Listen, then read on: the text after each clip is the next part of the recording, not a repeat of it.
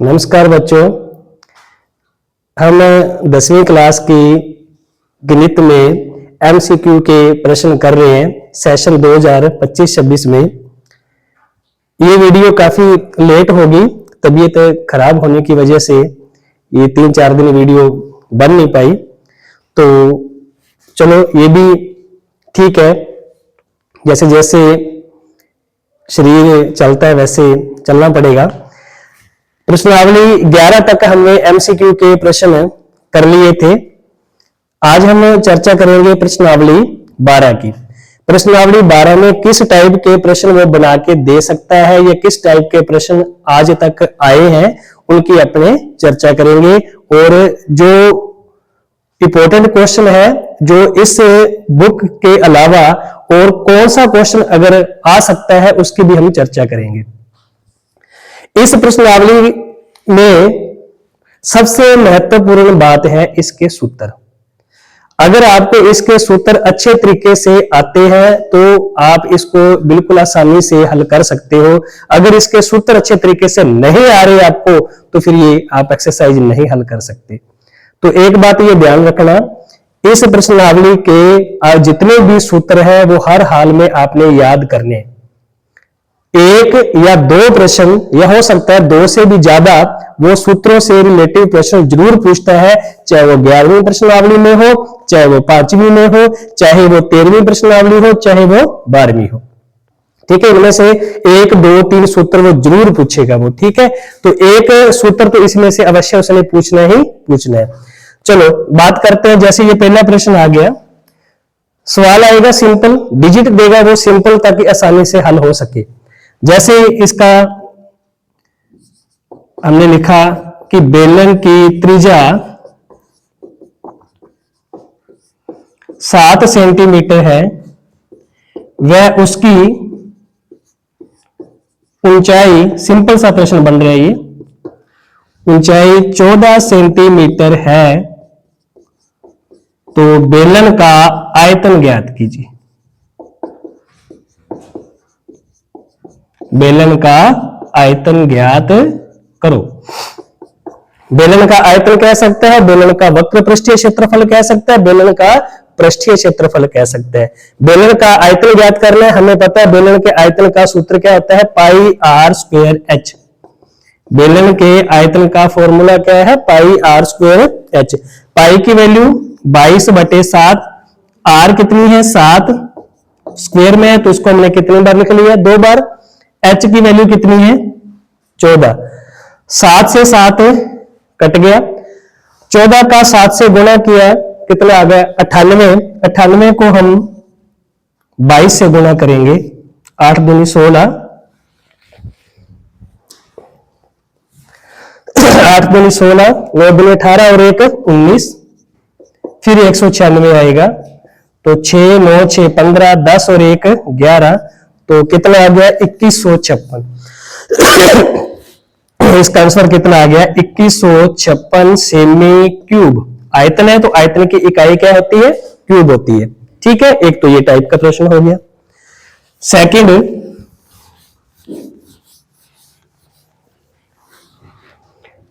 अगर वो प्रश्न पूछे तो एक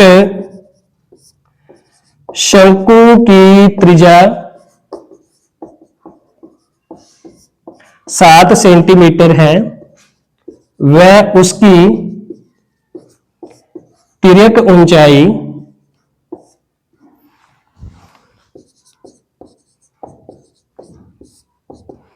10 सेंटीमीटर है, तो शंकु का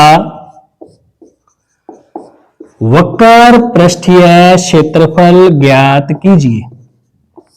कौन सा क्षेत्रफल, वक्र पृष्ठीय क्षेत्रफल ज्ञात करो। सिंपल से सवाल है, वक्र पृष्ठीय क्षेत्रफल पूछा है तो हमें पता है शंकु के वक्र पृष्ठीय क्षेत्रफल का सूत्र क्या होता है, पाई आर एल। एल क्या है, इसकी तिर्यक ऊंचाई है।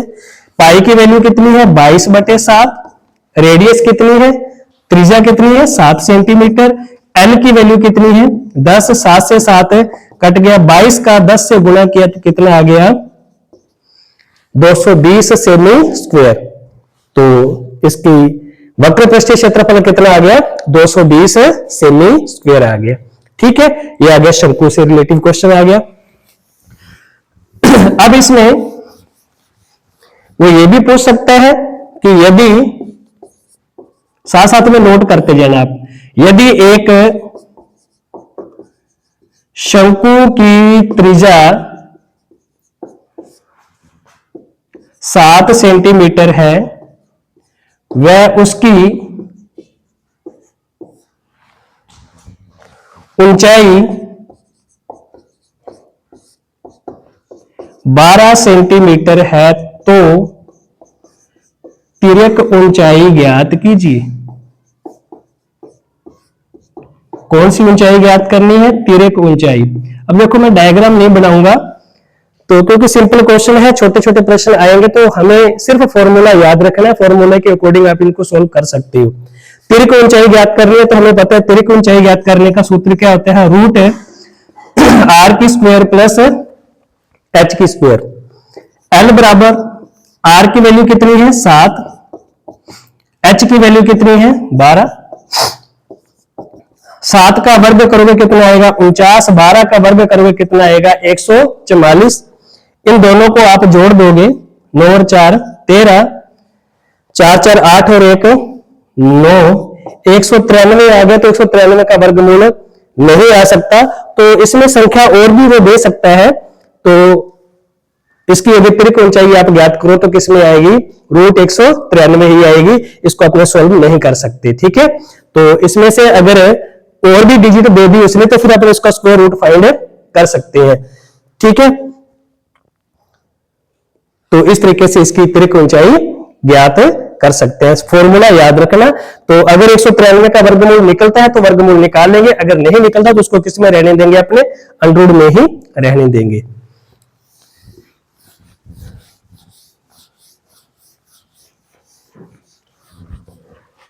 या फिर इसमें एक और देखिए आप कि यदि शंकु की त्रिज्या 3 सेंटीमीटर व ऊंचाई 4 सेंटीमीटर है, तो तिर्यक ऊंचाई ज्ञात कीजिए। चलो थोड़ा सा सिंपल कर लेते हैं प्रश्न को। तो हमें पता है तिर्यक ऊंचाई ज्ञात करने का सूत्र L बराबर अंडर आर की स्क्वायर प्लस एच की स्क्वायर। L बराबर आर की वैल्यू कितनी है? त्रिज्या 3, एच की वैल्यू 4। 3 का वर्ग करोगे कितना आएगा? 9। 4 का वर्ग करोगे कितना आएगा? 16। 16 और 9 दोनों को जोड़ दिया, कितना आ गया? 25। अब 25 का वर्गमूल आ रहा है, तो L बराबर कितनी आ गई? 5 सेंटीमीटर। तो तिर्यक ऊंचाई की वैल्यू कितनी आ गई?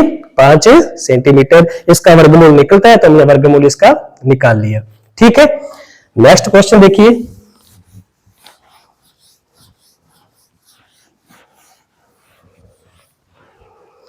नेक्स्ट क्वेश्चन कि दो गोलों की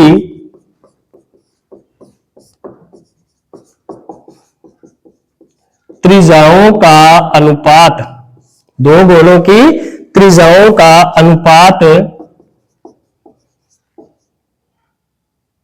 दो गोलों की त्रिज्याओं का अनुपात 2:3 है, तो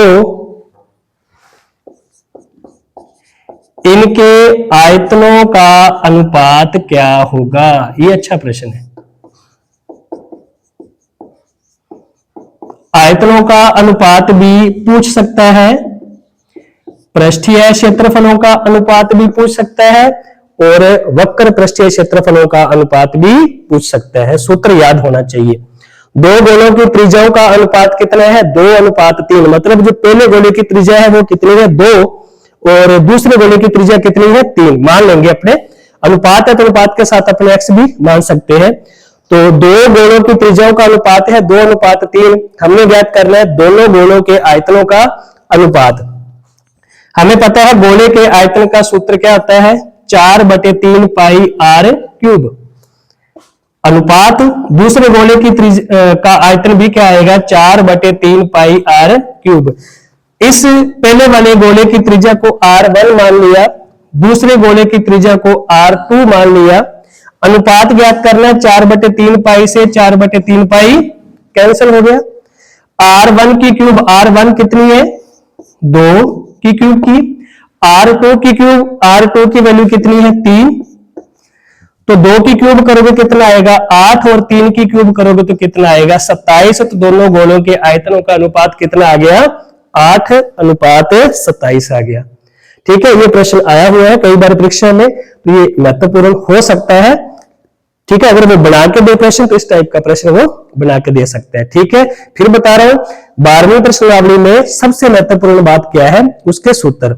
तो आपने सूत्र अच्छे तरीके से इनके याद करने हैं। सवाल इसमें से सिंपल ही आएगा, ज्यादा इसमें से मुश्किल सवाल वो नहीं देता।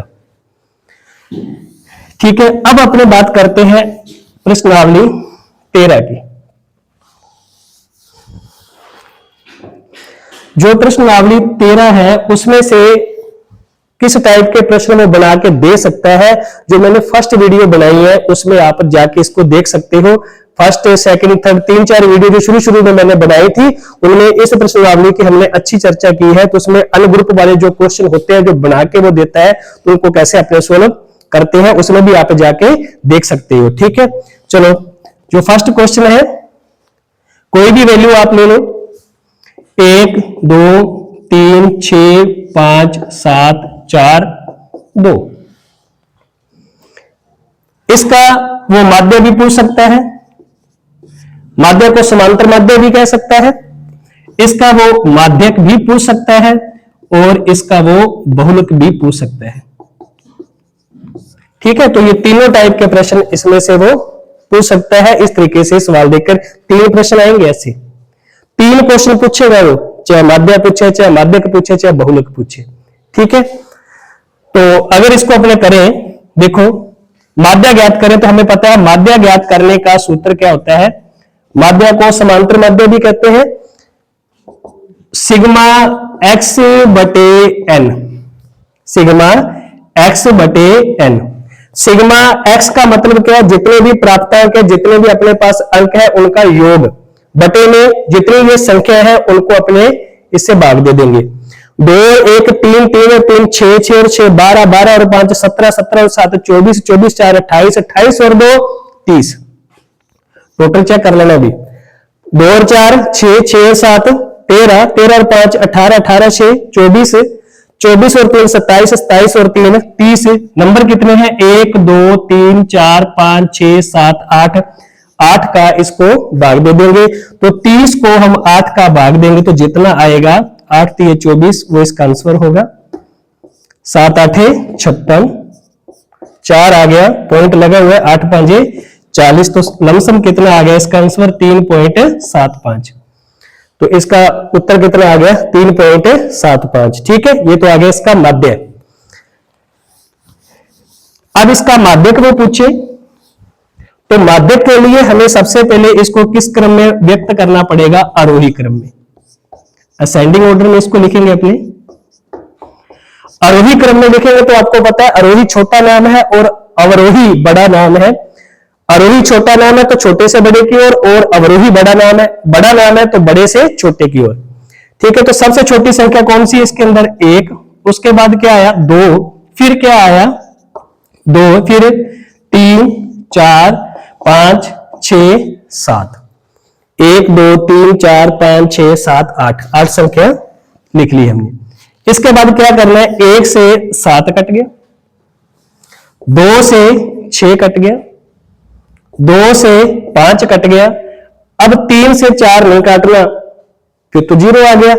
3 और 4 ये दोनों बच गया, तो हम इसका माध्यक कैसे निकालेंगे, इसकी मिड वैल्यू आएगी, तो 3 + 4 दोनों को जोड़कर हम किसका भाग दे देंगे 2 का। तो 3 और 4 कितना आ गया 7, 7 को 2 का भाग दिया तो आंसर कितना आ गया 3.5। आंसर कितना आ गया 3.5 आ गया। ठीक है, जो 2 मान बच गए इन दोनों का फिर मध्य मान निकालना है आपने। मीडियन माध्यक का मतलब ही क्या है, मीडियन मध्य मान। तो अब 3 और 4 का मध्य मान कैसे आएगा, हम 3 और 4 दोनों को जोड़कर किसका भाग देते हैं 2 का किसी भी संख्या का मध्य मान निकालना है, 2 संख्याओं का, उन दोनों को जोड़कर क्या कर दीजिए आप 2 से डिवाइड कर दीजिए, 2 का भाग दोगे तो वो उन दोनों संख्याओं का क्या आ जाता है, मध्य मान आ जाता है। ठीक है, ये आ गया, इसका माध्यक आ गया। हाँ, एक और देखिए, अगर ये वाला क्वेश्चन ऐसे होता और वही क्रम में इसको अपने लिखते 1 2 2 3 4 5 6 7 1 8 और होता, क्या आ जाता, अगर 8 और आ जाता। अब इसका माध्यक निकालना है और वही क्रम में लिख दिया, 1 से 8 कैंसिल हो गया, 2 से 7, 2 से 6, 3 से 5, अब सिंगल डिजिट रहेगी कौन सी, 4, तो इसका माध्यक कितना होगा, माध्यक कितना होगा इसका, 4 होगा। तो इसका माध्यक कितना आ गया, 4 आ गया। ठीक है, तो इस तरीके से जब 2 डिजिट रह जाएगी, दोनों को जोड़कर उसको 2 का भाग दे दो। अगर सिंगल डिजिट रहेगी, सिंगल संख्या रहेगी, तो वही क्या होगा, इसका माध्यक होगा। ठीक है, माध्यक कैसे निकालना है, आंकड़ों का योग बटे आंकड़ों की संख्या, मतलब सिग्मा x बटे में n आ जाएगा। सभी को जोड़कर उसकी जितनी भी संख्या है उसका अपने क्या करेंगे, भाग दे देंगे। ठीक है, अब इसका अपने बहुलक निकालते हैं। ये 8 में मिटा देता हूं। इसका अपने बहुलक निकालना है, तो बहुलक के लिए क्या होता है, जो सबसे ज्यादा बार संख्या आई होती है वही क्या होता है, इसका बहुलक होता है। तो सबसे ज्यादा बार संख्या कौन सी आ रही है, देखो 2 आ रही है। सबसे ज्यादा बार संख्या कौन सी आ रही है, 2। तो हम लिख सकते हैं इसको, सबसे अधिक बारंबारता किसकी है, 2 की है। सबसे ज्यादा बार संख्या कौन सी आ रही है, 2 आ रही है। सबसे अधिक बारंबारता 2 है, तो बहुलक भी कितना होगा, 2 ही होगा। बहुलक कितना होगा इसका, 2 होगा। ठीक है, हाँ एक बात और, अगर 2 भी 2 बार आ गया, मान लो 2 भी 2 बार आ जाता है, और अगर यहां पे मैं लिख देता हूं 3, अब 2 की बारंबारता भी कितनी है, 2 है, और 3 की भी बारंबारता कितनी है, 2 है, तो फिर बहुलक क्या आएगा, बहुलक दोनों ही आएंगे, 2 भी आएगा और 3 भी आएगा। ये याद रखना। अगर एक संख्या की बारंबारता ज्यादा है तो वो बहुलक है, और अगर बारंबारता 2 संख्याओं की बराबर आ रही है, 2 भी 2 बार आ रहा है और 3 भी 2 बार आ रहा है, तो फिर दोनों ही क्या होंगे, इसके बहुलक होंगे। तो बहुलक की संख्या क्या आएगी, 2 और 3 आएगी। ठीक है, ये सवाल हो गया। अब इसके बाद जो प्रश्न है एक और इसके अंदर बन सकता है, ये एक बार ही पूछा ऐसा प्रश्न, ज्यादातर ये सवाल पूछता नहीं है, 9th का सिलेबस में है, 9th क्लास के सिलेबस में है ये वाला, लेकिन फिर भी अगर वो पूछ ले, क्योंकि ये भी 9th के से रिलेटिव ही है ये वाले क्वेश्चन, तो अगर वो परिसर पूछ ले, ये डिजिट देके वो क्या पूछे, परिसर पूछे, इसका परिसर ज्ञात कीजिए। तो परिसर ज्ञात करना है, परिसर के लिए क्या करोगे आप, इनमें से देखो आप सबसे बड़ी संख्या कौन सी है, 7। 2 संख्या ले लो आप, सबसे बड़ी संख्या कौन सी है, 7। सबसे बड़ी संख्या 7 है, सबसे छोटी संख्या 1 है, तो 7 में से 1 घटा दो, तो इसका परिसर कितना आएगा, 6 आएगा। सिंपल सा सवाल है। सबसे बड़ी संख्या में से क्या करना है आपने, सबसे छोटी संख्या को घटा देना है, तो जितनी वैल्यू आएगी वो इसका क्या है, परिसर है। ये वाला प्रश्न भी कई बार वो पूछ लेता है कि नंबर देके, संख्या देके इसका क्या पूछेगा, वो परिसर पूछ सकता है। ठीक है,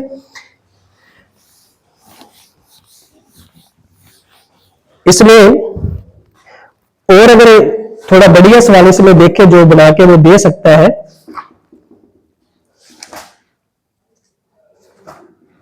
माध्य का मान दे दे, बहुलक का मान दे दे, माध्यक का मान दे के x का मान पूछ ले। x का मान अगर पूछे तो फिर वो कैसे करेंगे अपने, वो देखिए आप।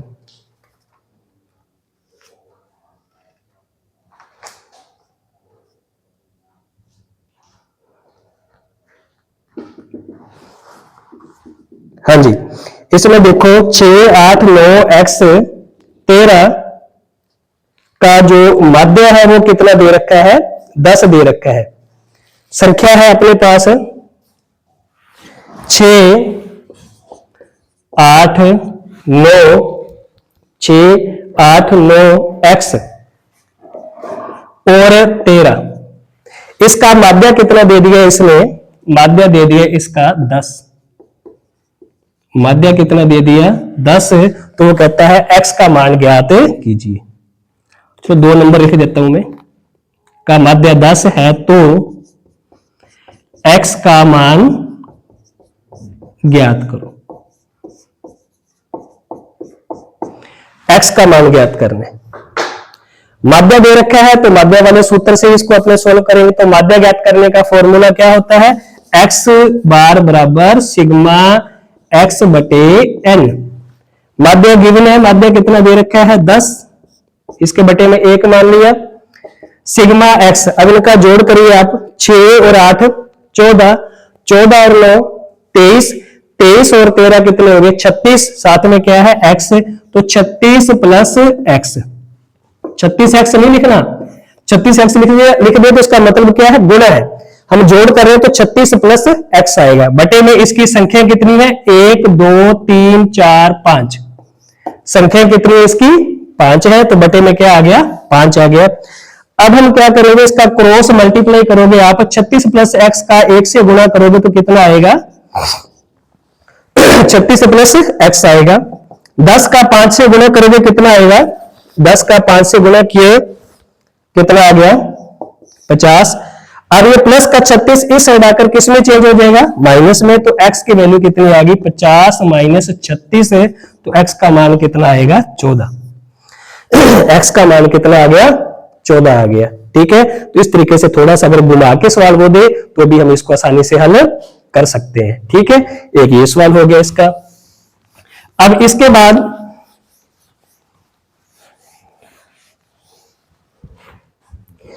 एक तीसरा सवाल अगर कहें, 10 से 20 वर्ग चिन्ह दे दिया उसने, सॉरी वर्ग अंतराल दे दिया कितना 10 से 20 का वर्ग चिन्ह ज्ञात कीजिए। क्लास मार्क की वैल्यू पूछ रहे हैं वो, वर्ग चिन्ह ज्ञात करो। वर्ग चिन्ह कैसे ज्ञात करेंगे, तो वर्ग चिन्ह का फॉर्मूला क्या होता है ये याद रखोगे आप। वर्ग चिन्ह का फॉर्मूला क्या होता है, निम्न सीमा लोअर लिमिट प्लस ऊपरी सीमा अपर लिमिट, ऊपरी सीमा, बटे में क्या आएगा 2 आएगा, बटे में क्या आएगा 2। तो वर्ग चिन्ह ज्ञात करना है तो वर्ग अंतराल में लोअर लिमिट निम्न सीमा कितनी है 10, उच्च सीमा कितनी है 20, बटे में क्या आ गया 2, दोनों को जोड़ दिया कितना आ गया 30, 30 को 2 का भाग दिया तो आंसर कितना आ गया 15 आ गया। इसका वर्ग चिन्ह कितना आ गया 15 आ गया। ठीक है, ये सवाल भी कई बार परीक्षा में आया हुआ है। अगर इसको थोड़ा सा वो चेंज करके पूछे फिर क्या दे सकता है, जो पिछली बार आया है, पिछली बार जो सवाल आया उसमें ये दे दिया कि यदि किसी वर्ग अंतराल की उच्च सीमा 20 है वह वर्ग चिन्ह का मान 15 है तो उसकी निम्न सीमा ज्ञात कीजिए। सवाल वैसे ही है, थोड़ा सा चेंज कर दिया, निम्न सीमा ज्ञात कीजिए, निम्न सीमा ज्ञात करनी है। सेम सवाल, फॉर्मूला वही लगेगा, वर्ग चिन्ह बराबर क्या आएगा निम्न सीमा प्लस उच्च सीमा बटे में 2।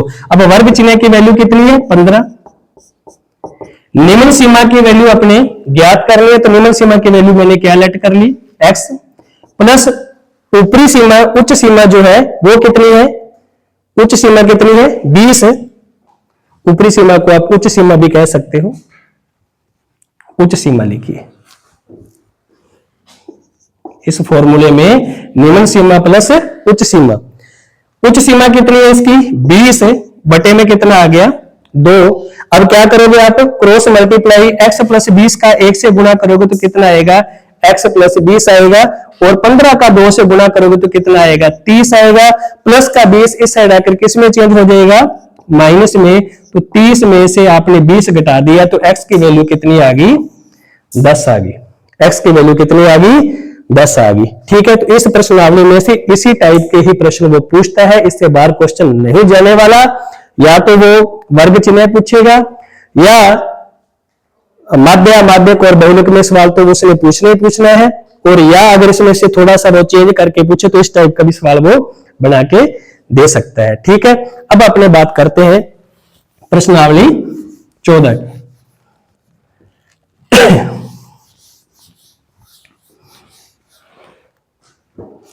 जो एक्सरसाइज 14 है प्रायिकता, तो इसमें से तो एक बात आपने ये याद रखनी है कि जो प्रायिकता है पीई की पॉसिबिलिटी की जो वैल्यू है वो क्या होती है, जीरो से बड़ी और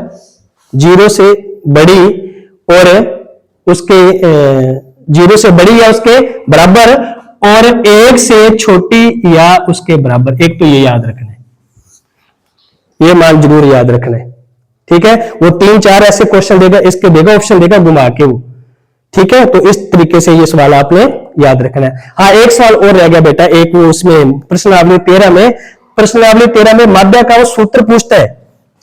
एक वो बीच में मैं बात कर रहा हूं आपकी, ये भूल गया मैं। माध्य का सूत्र क्या क्या होता है? नंबर एक तो होता है सिग्मा एक्स बटे एन, ये भी प्रश्न आया हुआ है अभी। दूसरा माध्य का सूत्र क्या होता है? सिग्मा एफ एक्स बटे सिग्मा एफ। तीसरा माध्य का फॉर्मूला क्या होता है? ए प्लस सिग्मा एफ डी बटे में सिग्मा एफ। और चौथा माध्य का फॉर्मूला क्या होता है? ए प्लस सिग्मा एफ यू बटे सिग्मा एफ इंटू एच। ये 4 माध्य के फॉर्मूले होते हैं, ये भी याद रखना आप। इनमें से वो 3 सेम तीन ये देके एक के साथ कुछ ना कुछ वो क्या करेगा? मिसमैच करेगा। या तो इसके साथ क्या लगा देगा? एच, या इसके साथ सिग्मा हटा देगा, इसके बटे में एक्स लगा देगा, या फिर इसके साथ एच हटा देगा। ठीक है, ये वाला फॉर्मूला भी याद रखना, सिग्मा एक्स बटे एन। ये आपको पता है प्रत्यक्ष विधि से माध्य ज्ञात करते हो, सिग्मा एफ एक्स बटे में सिग्मा एफ। ये अपने कल्पित विधि से माध्य ज्ञात करते हैं तो ए प्लस सिग्मा एफ डी बटे सिग्मा एफ।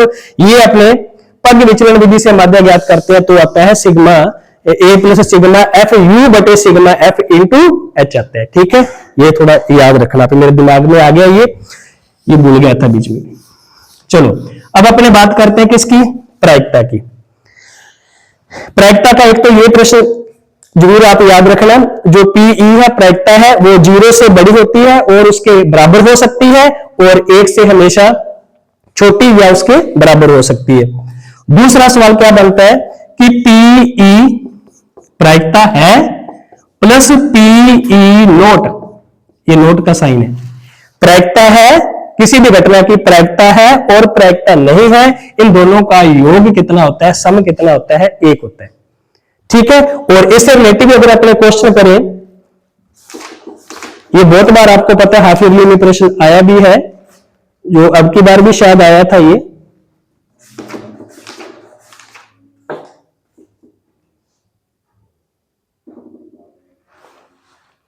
हाँ, इसमें दे रखा है कि यदि किसी घटना की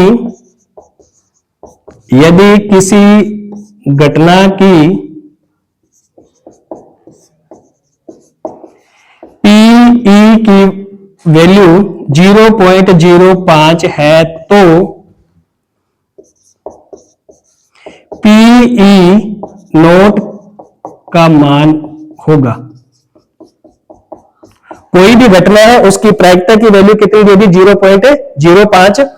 प्रायिकता नहीं है उसका अपने मान ज्ञात करना है। ठीक है, तो हमें पता है पीई प्लस पीई नोट दोनों की वैल्यू का जो सम होता है वो कितना होता है?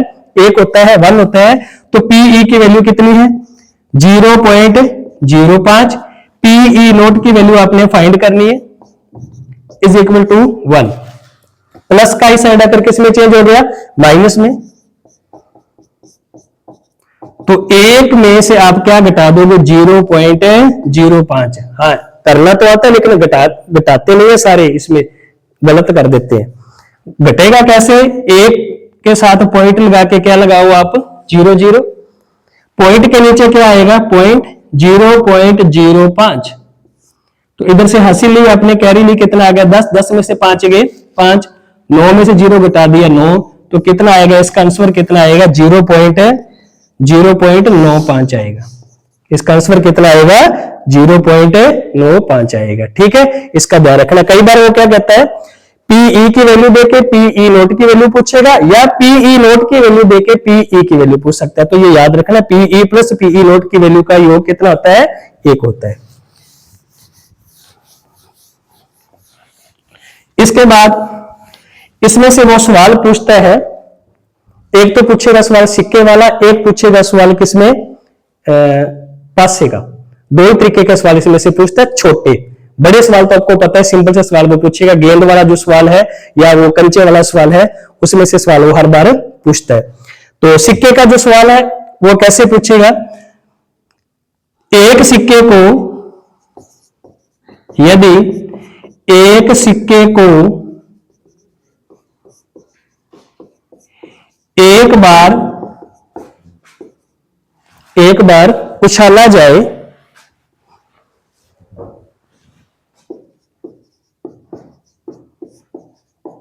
एक तो एक बार उछाला जाए इसके बारे में, या फिर चौथा सवाल वो पूछे तो एक सिक्के को 2 बार उछाला जाए।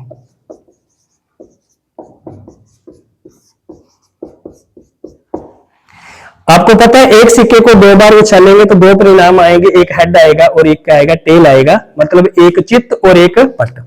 एक बार हेड आएगा और दूसरी बार क्या आएगा, टेल आएगा। ठीक है, हेड और टेल। तो इन दोनों में से आपको पता है कुल संभावित परिणाम कितने होंगे, 2 होंगे। कुल परिणाम कितने होंगे, 2। और चित्त आने की पूछे तो प्रायिकता क्या आएगी, 1/2। और अगर टेल आने की, पट आने की प्रायिकता पूछे तो भी कितनी आएगी, 1/2 आएगी। सिंपल ऑपरेशन है ये वाला। ठीक है, अब दूसरा सवाल देखो, एक सिक्के को 2 बार उछाला जाए या 2 सिक्कों को एक साथ उछाला जाए, सेम परिणाम आते हैं। दोबारा फिर सुनिए, एक सिक्के को 2 बार उछाला जाए या 2 सिक्कों को एक साथ उछाला जाए तो परिणाम क्या आते हैं, सेम आते हैं, बराबर परिणाम आते हैं। एक सिक्के को जब 2 बार उछाला जाए तो या तो दोनों ही बार क्या आएगा, हेड आएगा, या फिर दोनों ही बार क्या आएगा, टेल आएगा, या फिर पहली बार तो हेड आएगा, दूसरी बार क्या आएगा, टेल, या फिर पहली बार टेल आएगा, दूसरी बार क्या आएगा, हेड आएगा। तो कुल संभावित परिणाम कितने हो गए, कुल परिणाम कितने आगे इसके, 4। कुल परिणाम कितने आगे इसके, 4 आगे। ठीक है, अब इसमें वो पूछेगा कम से कम, ध्यान देना, अब इसमें से पूछे कि कम से कम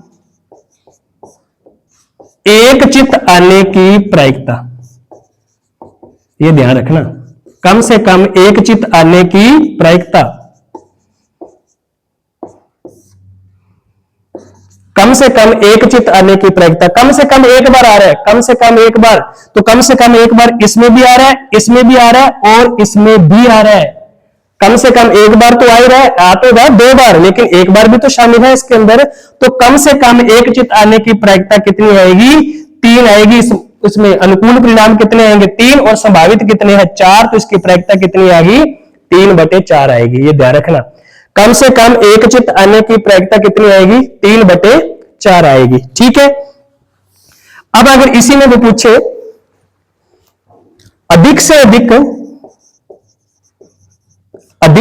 अधिक, ये सवाल थोड़ा सा जो बना के दे सकता है मैं वो करवा रहा हूं, बाकी सिंपल ही है। अधिक से अधिक एक चित्त आने की प्रायिकता, अधिक से अधिक एक चित्त मतलब ज्यादा से ज्यादा कितना होना चाहिए, एक ही होना चाहिए, एक से ज्यादा नहीं। तो अधिक से अधिक एक चित्त इसमें भी आ रहा है, इसमें भी आ रहा है, लेकिन यहां पे एक से ज्यादा बार आ रहा है। उसने पूछा क्या है, ज्यादा से ज्यादा कितना होना चाहिए, एक। ज्यादा से ज्यादा एक ही होना चाहिए, एक से ज्यादा नहीं। तो ये एक से ज्यादा हो रहा है, तो एक चित्त आने की प्रायिकता क्या आएगी, अधिक से अधिक एक चित्त आने की प्रायिकता कितनी आएगी, 2/4 आएगी। क्योंकि कितनी अनुकूल परिणाम कितने हो गए, 2, संभावित कितने हैं, 4। तो प्रायिकता कितनी आएगी, 2/4। ये आप कैंसिल करोगे तो कितनी वैल्यू आएगी इसकी, 1/2 आएगी। कितना आएगा इसका मान, 1/2 आएगा। ठीक है, ये तो आगे सिक्के के सवाल। अब इसमें ज्यादातर वो जो सवाल पूछता है इसके अंदर, वो किसके रिलेटिव पूछता है, पासे से। तो हमें पता है एक पासे को जब आप फेंकोगे एक बार फेंकने पर परिणाम। एक बार जब आप पासे को फेंकोगे तो परिणाम क्या आएंगे? पासे पर कौन कौन सी संख्या होती है? 1 2 3 4 5 6 डाइस जो होती है जिससे आप लूडो और सब्सिडी खेलते हो। 1 2 3 4 5 6 ये परिणाम होते हैं। तो कुल परिणाम कितने हुए? 6। कुल परिणाम कितने हैं? 6।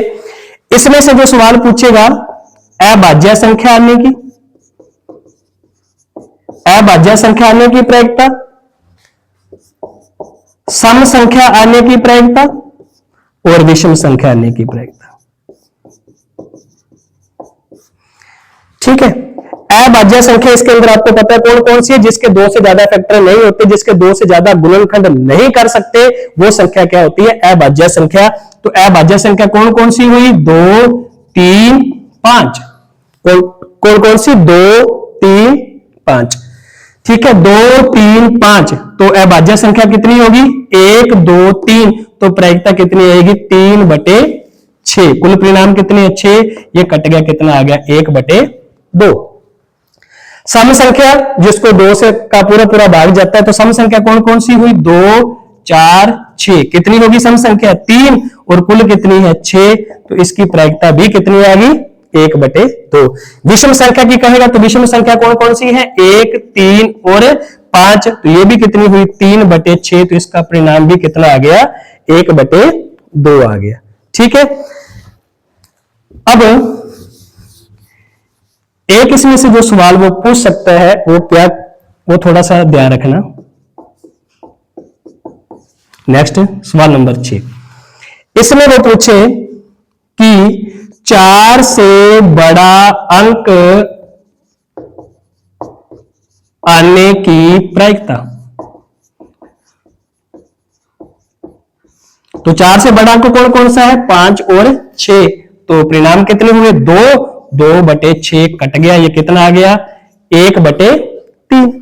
दूसरा, अगर इसमें से सवाल वो पूछे कि 4 से छोटा अंक या उसके बराबर, हां इसको ध्यान रखना, या उसके बराबर अंक आने की प्रायिकता।